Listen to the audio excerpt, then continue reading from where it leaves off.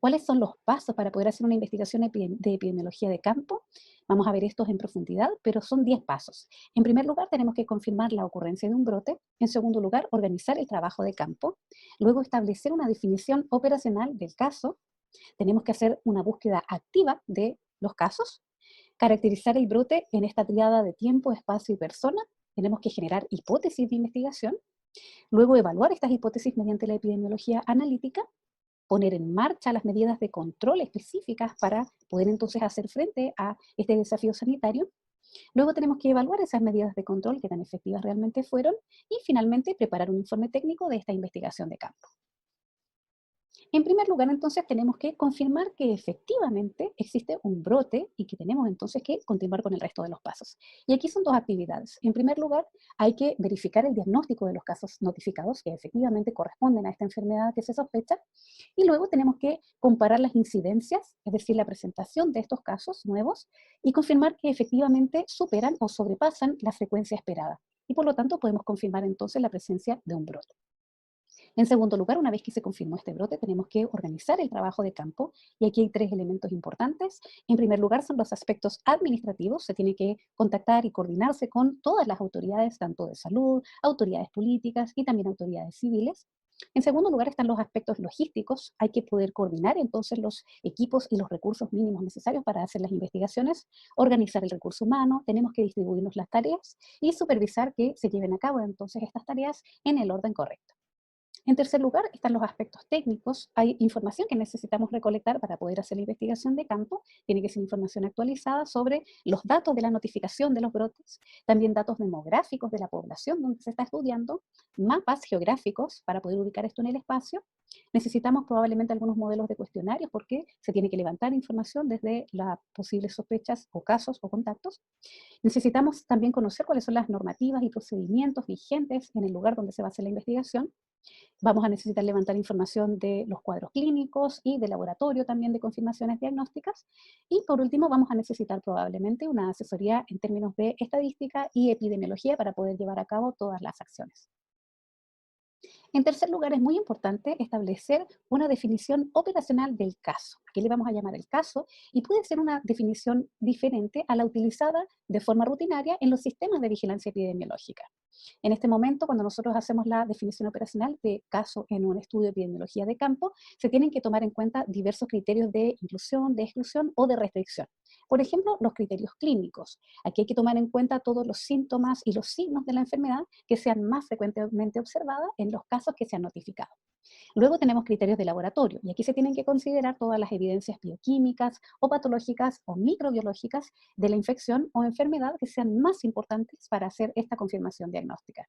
Y además son muy importantes los criterios epidemiológicos y aquí se consideran entonces todas las características relevantes en relación a el tiempo, el espacio y la persona, pero también a la gente que estamos investigando, al huésped, es decir, quiénes son realmente los que se ven afectados por esta enfermedad y al ambiente en el cual se desenvuelve. En este caso, para poder definir entonces o hacer la definición operacional de caso, tenemos dos fases en la epidemiología de brotes.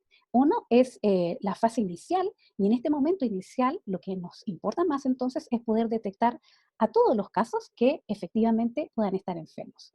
Entonces, la idea en este primer inicio, en la fase inicial, nos demanda una definición de caso que sea altamente sensible, que sea muy capaz de detectar como positivos a todos quienes probablemente estén enfermos.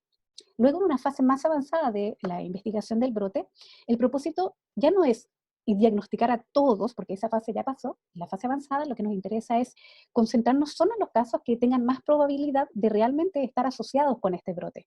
Entonces aquí se demanda una definición de caso con alta especificidad, altamente específica, que significa que tenga una gran capacidad de detectar como negativos a quienes no están enfermos.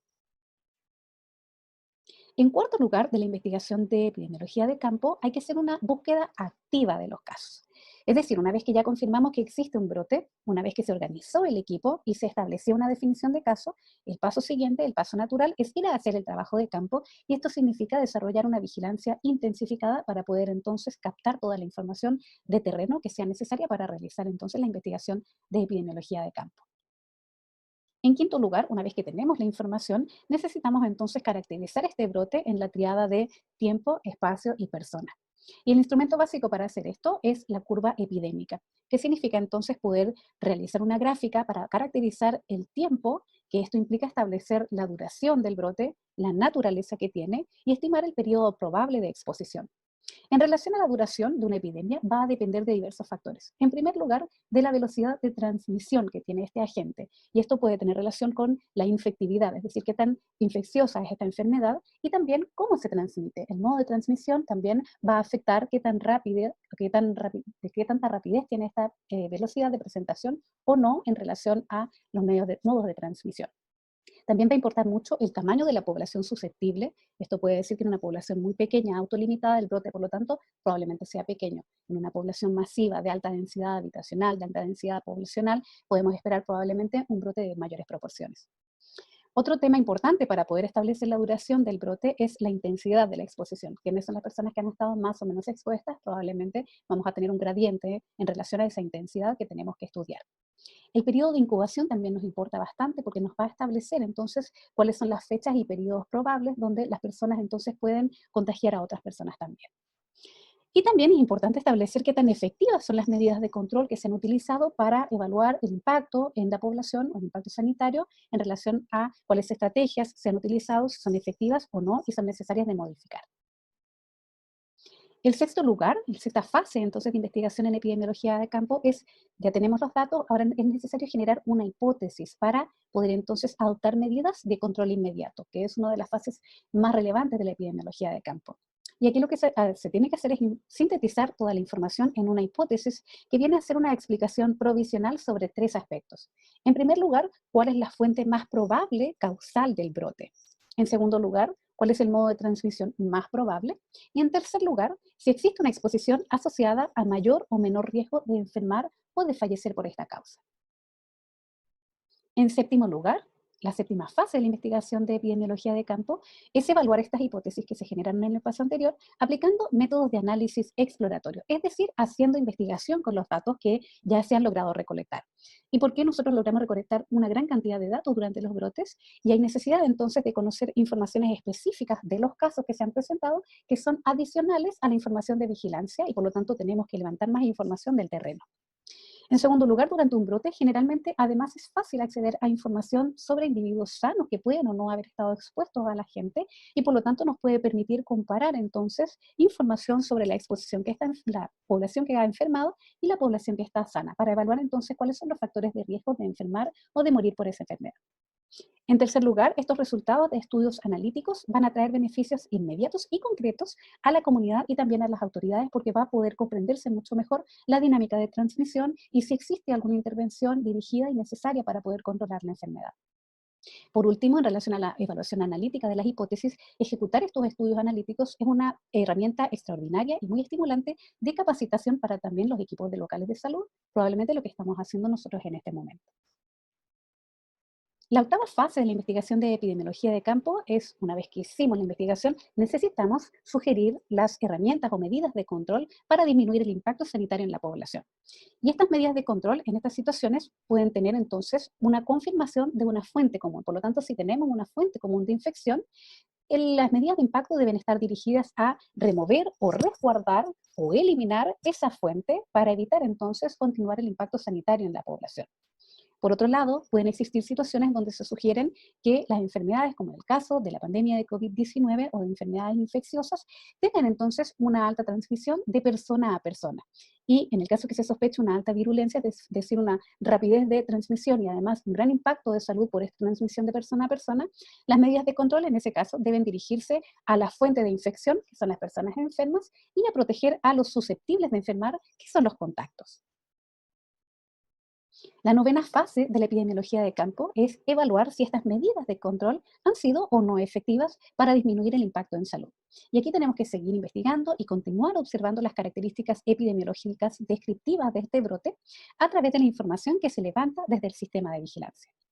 Y la eficacia de las medidas de control debe ser documentada por técnicas analíticas, es decir, comparar la situación observada que nosotros estamos recolectando de la información y evaluar y comparar qué sucedería si estas medidas de control resultan efectivas. Por lo tanto, tenemos una situación donde podemos comparar escenarios con la información que se recolecta del terreno y si han tenido un impacto o no las medidas que se han establecido en el paso anterior.